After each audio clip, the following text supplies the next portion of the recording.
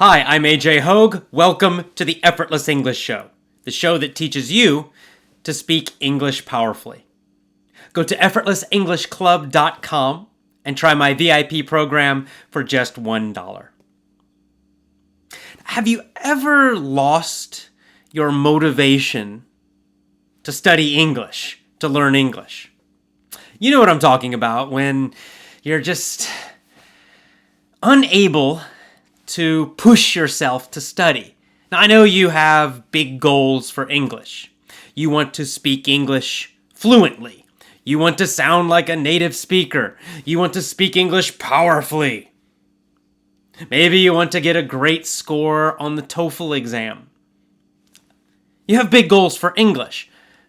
But sometimes, you get up and you think, I need to study English today. And then when it's time to do it, you just lose all your motivation. And you just don't want to do it. You don't want to read, you don't want to study, you don't want to listen. No motivation at all. What's worse is sometimes this lack of motivation can continue for many, many days, or even weeks, or if it's really bad, for a month or longer. It's quite stressful sometimes. You have these big goals, you want to do something with English, you want to succeed, you want to speak well, but when it's time to do it each day, no motivation to do it. Well, last Sunday I had the same problem. Not with English, but with exercise. In fact, I've had a problem with motivation and exercise for several months now. And it's gotten worse and worse and worse. And Sunday was terrible. So I got up in the morning and I said to myself, it's time to exercise. So I got myself a drink of water. I went over and I got down onto the floor. I was going to do some push-ups. Start with push-ups. So I got on the floor. I'm on my knees, ready to start doing push-ups. And right at that moment, right when it's time to start doing the push-ups, it felt like all my energy just disappeared. Gone. I felt like suddenly I was really, really weak. I feel so weak. My arms felt weak. My body felt weak. No physical energy. And then mentally, I had no motivation at all to do exercise. What happened? I woke up. I had enough sleep the night before. There's no reason I should be tired. I just got up. I was well rested, and yet no motivation to do push-ups. So I thought, okay, I'm going to think about my big goals. I have some big goals. In November, I want to do a big, long hike in the Himalayan mountains. It's going to be at least 2 weeks. So I thought about, I'm going to get myself strong for that. Do some push-ups, some pull-ups, and then go for a run. But as I thought about that big goal, I actually felt even less motivated. It just seemed so difficult. I don't want to deal with that. I don't want to go running. I don't want to do push-ups and pull-ups. That's what I was thinking in my mind. So I stared at the floor for a little bit longer. And then I stood up, walked into the kitchen, and made breakfast. Didn't exercise at all. And guess what that did to me? That made me start feeling guilty, because then I started having these thoughts in my head. Oh, AJ, what's wrong with you? Why are you being so lazy? Why aren't you motivated? You need to exercise. You need to get in better shape. So I'm fighting with myself in my own mind as I'm making breakfast. Made me feel even worse, but no more motivation. I still didn't exercise. I didn't exercise the whole day. This has been happening to me almost every day for the past several months. And it's gotten worse and worse, and these feelings of frustration and guilt at myself have been getting worse and worse and worse. And so finally, that night, Sunday night, I decided I've got to figure this out. I've got to find a solution to this, because this is really bothering me now. So the next day, I went to my favorite coffee shop in my neighborhood here in San Francisco. And I just sat down and I started thinking about this problem. I started asking myself questions. And I had my journal, I have a journal. Every day I write in my journal. Just write down my ideas and thoughts. So I sat down with a pen and paper, and started asking myself questions and thinking. And the first question I thought was, why am I so unmotivated to exercise? Right? What's wrong? Because in the past, earlier this year, when I was in Japan, in the wintertime, I was super motivated. I was going to the gym almost every day. I was lifting heavy weights. I was running. I was doing pull-ups and push-ups, lots of them. I was in fantastic shape, great fitness level, and super motivated to exercise. So I started thinking about this question, what's wrong? What's different now? It's only, 6 months later. Why the big change? What's wrong with me? Why am I so unmotivated? Why is it so tough for me just to do a few push-ups and go for a little jog?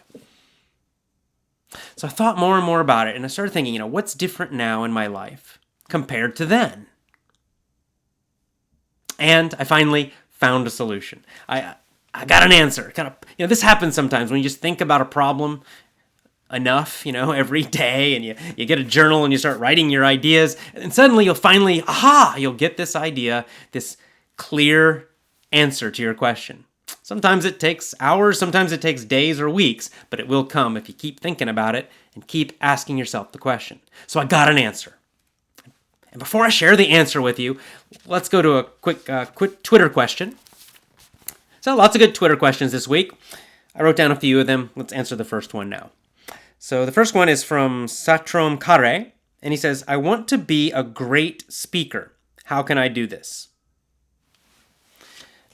Now, I'm assuming that he's asking about being a public speaker. Right? How can I be a great public speaker, give presentations and to groups of people and be great at it? Because great public speakers, we know, they make lots of money, they're very influential, they can be great leaders and very successful people. So that skill of being a great public speaker, it is very useful in life, in your career. But a lot of people are afraid of it. Now, I can, and in the future, I will make a whole course about public speaking, so I can give lots of answers. So let me just give you one short, easy answer to this question, and we'll have to save the long answers for another day. The short answer is, you've got to practice every day.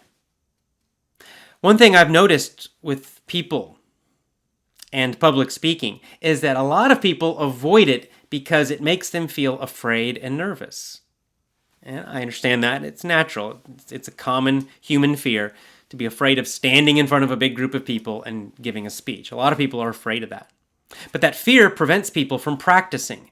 And if you don't practice, you don't get better. To get better at almost anything, we need consistent practice, right? I mean, think about it. You got to practice almost every day. That's how you get better. And if you practice something almost every day, if you do it in an intelligent way, then almost certainly you'll get better. So the problem is with public speaking is that the practice is really, really painful and scary. So I recommend you start by doing daily public speaking practice with just a camera, because it's much less scary. You don't have a group of people looking at you, but you can still practice your techniques and your method. So you can just use a phone. Get a phone, an iPhone or something, or any kind of smartphone, and record yourself, hit record, and then give a 5-minute speech about any topic. Doesn't matter. At the end of the 5 minutes, then go back and watch yourself on video. And you're an intelligent person, so you'll quickly see things you're doing badly. You'll say, oh, that sounds bad. Ooh, that looks bad. So you'll be able to start coaching yourself by using the videos. Consistency is the key thing.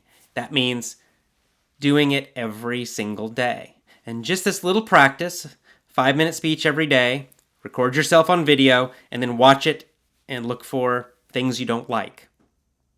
Just that consistent little practice every day will help you become a much better public speaker. All right, let's go back to our main topic. And in fact, this Twitter question is kind of related to the main topic. Because I was sitting in the coffee shop thinking, okay, what's different? First thing I realized was that when I was in Japan, I wasn't really very busy doing much. I wasn't really doing much work for Effortless English or for the business. I didn't have a lot happening in my life. And so I had a lot of time and, more importantly, a lot of energy to focus on exercising. I could use my willpower to discipline myself and make myself exercise every day. And what I realized is that and I think most people, have a limited amount of willpower. Now, in English, when we say willpower, we're talking about the energy, the mental energy we use to discipline ourselves, to push ourselves to do something difficult or unpleasant. So, for example, to watch a television show really requires no willpower. If you like the show, then it's easy. You don't need to force yourself to do it. It's not difficult and it's not unpleasant. So you just turn on the TV and you watch it. No willpower necessary. However, to study something does require some willpower. Even using the Effortless English system and you're listening to interesting things, you still must concentrate, right? If you're going to learn, you need to concentrate. And concentration requires some mental energy. It requires willpower. Now, to do something that's very, very unpleasant, something you hate, that's also very, very difficult, that requires a lot of willpower. You can think of it almost like a little battery in your mind, kind of the willpower battery. And each of us has a limited amount each day to use. So here's the problem. Here's what I realized. I realized I was using my willpower in Japan for daily exercise. But since I've come to San Francisco for the summer, I've been really, really busy. I've been working on my book, trying to get my book finished and then published. I've been planning new lessons and doing lots of recording, lots and lots and lots of work for Effortless English and for the business. In other words, what I'm doing is I'm using my willpower, my mental discipline. I'm using that energy for the business. And what I realized is I don't have much left to discipline myself to exercise. So that was an important realization. We have limited amount of willpower, and if we use it a lot in one area of life, then we might not have enough for something else. So that got me thinking more. I'm like, okay, what can I do? Well, I still need to do a lot of this work in my business. So I thought, what if I made the exercise so easy that it required no willpower at all? Maybe that would help me start to be consistent again. Right? To start consistently exercising every single day. And if I get consistent, then I'll naturally start to get a little stronger. And then I can very slowly increase that amount. And in the future, in a few months, when I'm not busy with the business so much, and I have more willpower, then I can really be strong with exercise. So I decided to try an experiment. Here's my experiment. Actually, I'll tell you about the experiment in a second. Let's take one more Twitter question. This is two people asked the same question. Antasari and F.E. Pare. And they both ask me, are you going to visit Indonesia this year? And the answer to that question is, I'm not sure yet. Still planning the last details of my trip for the fall and the winter. I definitely will be visiting Vietnam and probably Malaysia too. And I'm not sure about Indonesia. I may visit Indonesia or Myanmar. I'm not sure. I'll let you know the details of my plan. I'll know in a month or so exactly where I'm going for the whole trip, and I'll let you know. I'll put it on Twitter so you'll know. Generally, this question I get all the time. Are you coming to my country? When are you coming to my country? And for me to come and do an event in another country, I need a team. I need local people in that country who will help organize an event. Now, these people are professional event organizers. They're companies that do this. And I need to have a good contact, a good event organizing company in a country, in a city, for me to do an event, because I can't do it by myself. Doing a big event, a big speech, a big seminar for a lot of people, it requires a team. You need a team of people to do registration, to find the rooms, to set up the rooms, to get the sound system, the lighting system. It requires a team. So if I don't come to your country, it's not because I don't like your country. It's simply because I don't have a good event organizer in your city yet. Maybe that'll change in the future. All right, let's go back to our story. Consistency. So my experiment, I decided instead of focusing on my big goals and the big challenges and all these things I want to do with my body and my fitness, instead I'm going to do the opposite. I'm going to make some super easy daily goals. Something I can do with almost no willpower at all, and see what happens. So I chose 3 goals. Number 1, walking. Not running, not sprinting, just walking. And I decided, for me, 3 miles a day is very easy. In fact, just in my normal day going shopping and walking around, I usually at least walk 1.5 miles. And that's with no effort at all. And usually because I like walking, I like to walk with my wife and we just go for little walks and chat with each other. We usually walk 2.5 to 3 miles a day anyway. So I decided 3 miles a day requires almost no willpower, so that's my daily goal.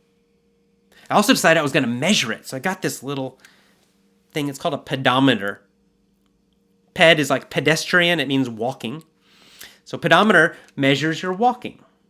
And what it does is each time you step, it measures the step. So you enter into this little machine, how long is your step, average, and then I just wear this thing all day. I put it on my belt, and as I walk around, it measures, and at the end of the day, it tells me how far I've walked each day. And so I can check it during the day and make sure that by the end of the day, I always get at least 3 miles. I started doing this on Monday, and just this little easy goal, because it's very easy for me, and the little measurement device has helped me to go walking every single day. I've done it every day this week so far. And just to be sure, I'm measuring it and I'm tracking it. So for me, I just write it in my journal. I write the date and then I write how many miles I walked. So we have 2 main points here. Number 1 is consistency, something that you're doing every single day. And number 2, that it's super easy. And I guess the third point is that you're measuring it. It's something measurable. The other 2 goals I decided on were push-ups. Now, instead of trying to make myself do a lot of push-ups, to make myself really strong, like I said, back in January, I was probably doing 100 push-ups a day. I decided, let's make it super easy. So my goal was 15 push-ups a day, which is super easy for me. I can do that in about 30 seconds or less. Since I chose that super easy goal, I've done 15 push-ups every single day this week so far. And then for pull-ups, I also chose an easy goal, which for me is 7 pull-ups per day. What's great is that I've done it every single day. I'm tracking it. As I said, I'm writing it down. And I'm building the consistency, right? I'm not doing anything very difficult. It requires almost no willpower at all. And because of that, I am actually doing it. And what's cool is just by doing this, just by being consistent each day, I'm starting to rebuild the habit. And as I do that, the motivation is returning. I can feel myself getting a little more motivated to exercise again. A cool little trick for when you're not motivated. Now, how can you use this yourself with English learning? Let's talk about that in a second. First of all, our next Twitter question from Dodo. He asks, what books do you recommend for English teachers? So I've got a few English teachers who follow me on Twitter, and sometimes they ask me for advice, how can I teach English better? What books do you recommend? Things like that. The main book I would recommend is by Blaine Ray. His last name is R-A-Y, Blaine Ray. And the book is called Fluency Through TPR Storytelling. Fluency Through TPR Storytelling. You can get that on Blaine Ray's website or on Amazon. It's a great book for English teachers. Any language teacher, in fact, not only English. And this book teaches you the storytelling technique for teaching language. So it's an excellent book, and it's always the main book I recommend for any language teachers. Fluency Through TPR Storytelling. All right, let's get back to our topic. What can you do when you're not motivated? When You sit down to study English and then you feel all the motivation just leave you. You suddenly feel weak and tired. And then what do? You turn on the TV, you call your friend, you listen to some music, anything except English. Well, at those moments, you can't push yourself. That's a sign that you're using your willpower for something else, right? That your willpower is low. And so you don't have enough to force yourself to be concentrated and to really do something difficult. So try what I am doing now. Instead of trying to make yourself study a lot each day, instead of focusing on your big dreams and goals for speaking perfect English, instead, just make a super, super easy daily goal. Then measure it and track it. What do I mean by super easy? Here's an example. How about you just write down, I will listen to English 10 minutes every day. I mean, that is so easy. You don't need to push yourself to do that. No willpower is necessary. 10 minutes, you could listen 5 minutes in the morning and 5 minutes at night, and then you're done. So really easy. So super easy daily goal.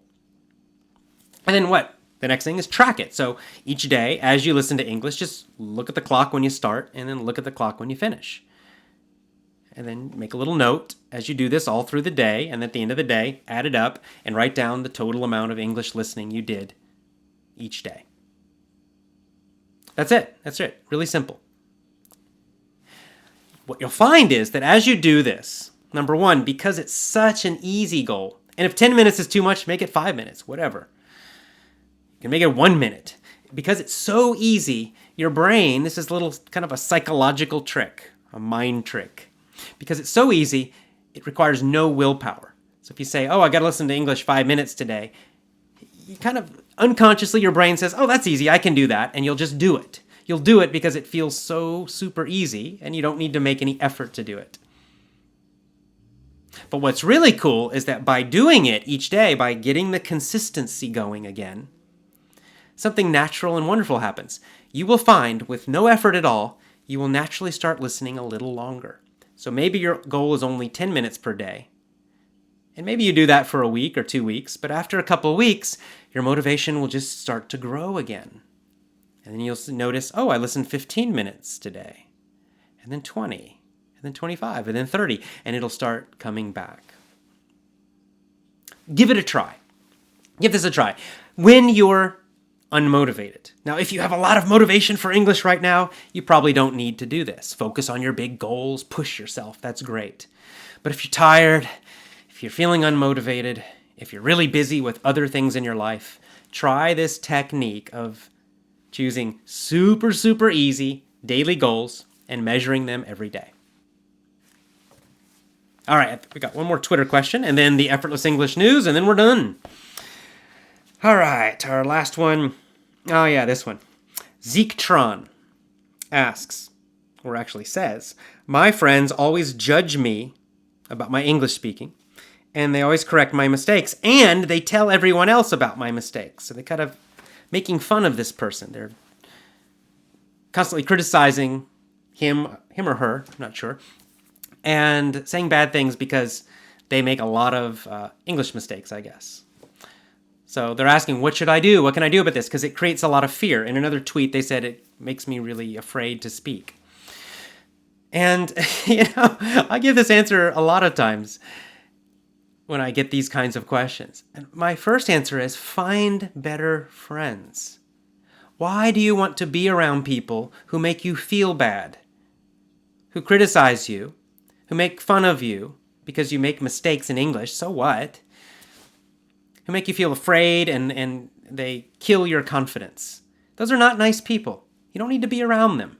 Find better friends is my main answer. Find better people to speak English with. I don't know from this Twitter question, I don't know if these are native speakers like Americans, Canadians, or if they're also English students. It doesn't matter. Either way, most people in the world just want to communicate with you. They just want to hear your ideas. They want to share ideas with you, share their feelings. So find people who share some interest with you. If you love sports, find other people who love sports and chat with them in English about that. But most importantly, find people who are positive and friendly and you like to be around. Your friends should make you feel stronger, not weaker.